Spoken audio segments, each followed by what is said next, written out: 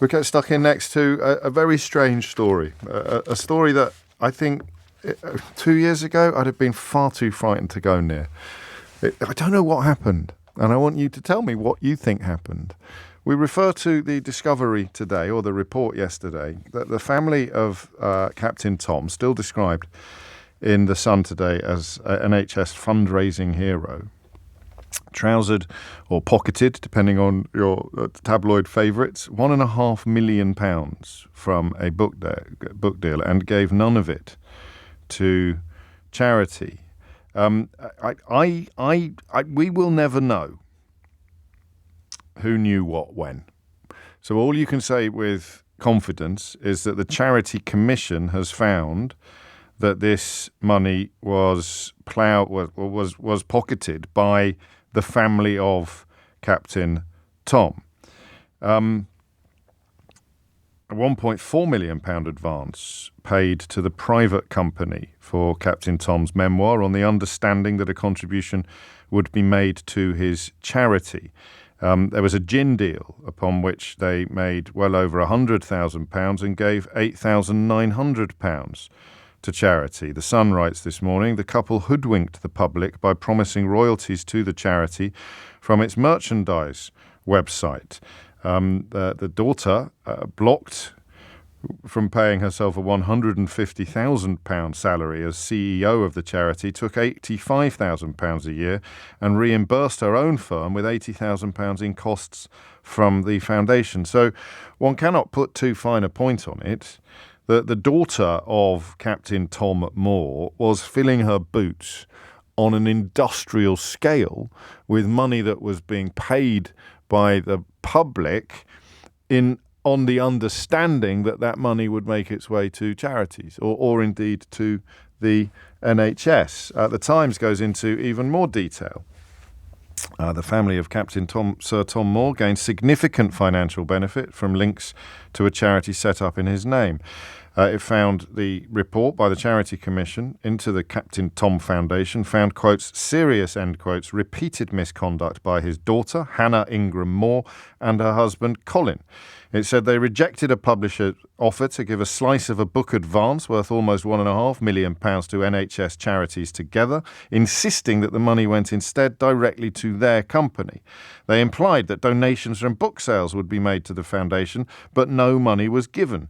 The Commission said the public would understandably feel misled. You're familiar probably already with the planning application for a spa that they made in the name of the foundation, despite the fact that it was on their own land. They claimed they'd made a mistake because they were both, quotes, busy undertaking global media work, end quotes. They've already been disqualified from being charity trustees for 10 and 8 years, respectively. And David Holdsworth, the chief executive of the Commission, said, sadly, however, the charity set up in his name has not lived up to that legacy of others before self. Our inquiry report details repeated failures of governance and integrity. Now, part of the problem here is that if you had voiced any concerns whatsoever about what was going on at the time, when Captain Tom was in his pomp, when he was appearing with enormous regularity on all media outlets, if you had dared to suggest that it all seemed to be, well, not unlike the last hour actually, it all seemed to have gathered a very, very big momentum very, very quickly. And is everybody 100% confident that this is all kosher? If I had asked that question on the radio, I would have been absolutely pilloried. I'd have been lynched. It probably, given when it was, it probably would have made the papers.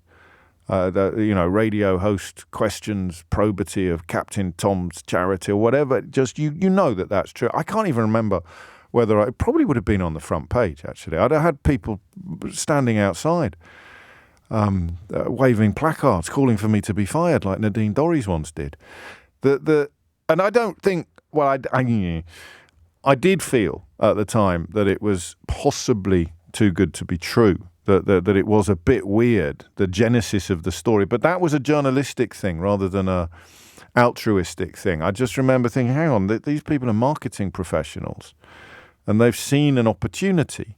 But why wouldn't that just be an opportunity to raise huge amounts of money for the NHS? You don't like to think the worst of people, however much evidence people give you constantly that you should think the worst of them. But there was something going, I can't remember anything quite like it. I can't remember anything quite like it in terms of what I would call a fever, a public fever. It's an amazing book by Deborah Mogach called Tulip Fever. And it details how, for reasons that are never really properly understood, in Holland, a couple of hundred years ago, tulip bulbs suddenly became items of unbelievable value. The right bulb would be worth more than a house. And then suddenly the bubble burst. So the entire population got caught up in this fever, I would call it, like a human fever. And I think this is quite similar. Liam says he saw people on Facebook would review bomb the businesses of anybody who questioned any element of this story. There's going to be probably a little bit of this. Karen says a little bit of retrospective vindication, and we've got no way of knowing whether you really did smell a rat at the time, although Karen tells me she remembers feeling really uncomfortable whenever he was plonked in front of the camera, or when he did that song with Michael Ball. He was clearly being used. And Jamie reminds me it's not tulip fever, it was known as tulip mania. Alistair says, I was highly suspicious at the time. It was all as disingenuous as clapping for carers. Well, this is quite interesting. Daniel in Penrith said, Captain Tom's daughter may have filled her boots during COVID, but so did many friends of the Tories. Let's not pick on her alone. Let's round them all up. Well, there are plans to look into. I think it's underway already, looking into the corruption that allegedly went on during this period at governmental sort of levels. I'm already seeing some whining, and I use that word advisedly, about the cost of the COVID inquiry. Look out for that. That's going to grow. They'll start sort of like they did Killed-Off Leveson, remember? That was an inquiry into them. So there'll be some whining about the cost of the COVID inquiry. I'm not going to play the song, and I'm not sure that that's a suggestion that you've made in entirely good faith, George. But I want you to have a crack at explain someone who missed it completely. All right? So a military veteran started walking up and down his garden in order to raise money for a local hospital. Fast forward 4 years, and it turns out that his daughter made millions of pounds out of people who wanted to support him on his charity fundraising. I want you to tell me what happened to... why did we get so... What would be the best... What could you compare it to? I've gone for tulip mania, but there'd be something else as well, wouldn't there? Like when a human being becomes a vessel, a receptacle, into which we pour way, way, way, way, way more than that human being can be personally responsible for. He became like a focal point. For what? 0345 6060973 is the number that you need. I mean, the story's hideous in all sorts of ways. The spa that they built, having claimed it, that had to be knocked down again because they hadn't got the proper permission. So, there's an aerial photograph in one newspaper today of a building site, a destroyed locale. Commission also disputed a claim by Ingram-Moore that she was paid £18,000 for appearances in a personal capacity at the Virgin Media O2 Captain Tom Foundation Connector Rewards. While she received £18,000, only £2,000, separate from that sum, was donated to the charity. They were criticised for, we've mentioned the planning application. The block was demolished earlier this year after they lost an appeal against the Central Bedfordshire Council. So they spent a ton of money on building something that they then had to knock down again. They set up another company to host an online store for Captain Tom merchandise and arranged deals to sell Captain Tom branded gin and rosé. The report concludes that there was, quotes, serious and repeated instances of misconduct and or mismanagement. But none of this could have happened if we, because we're all guilty here, none of this could have happened if we hadn't created something that now looks bonkers. What was it? What did we do? What happened? How do you explain this? Bizarre. I'd say close to unique phenomenon. What happened to us? Not to them. I think they saw pound. I don't know how soon into the process they started seeing pound signs in their own eyes. I don't know how much the poor fella knew about what his daughter was up to, and we'll never know. I'm not sure I want to.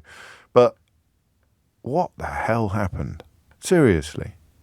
0345 6060 973 is the number that you need.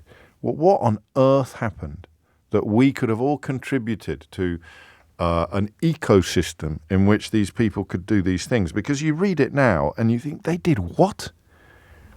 And yet at the time, if anybody had said, this is just a bit, don't at me, but this is all a little bit over the top, isn't it? I mean, fair play to the fella, but can we all just calm down a bit, maybe, and have a proper look at what the family are up to and how he's ended up in this position? I mean,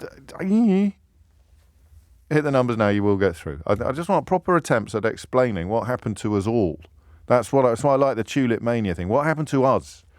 What happened to us all? And I'm going to get a million messages now. Clay, I knew all along. There's one here saying, I don't even believe he did laps in his garden. So let's not go there yet. Let's look at what did happen and the role that we all played in it. And obviously, as a member of the media, we're probably a little bit more complicit in this than anybody else. But that is the killer question. What happened? Actually, I've done it wrong, haven't I? Here's the question that you might not like the phraseology. What happened to you?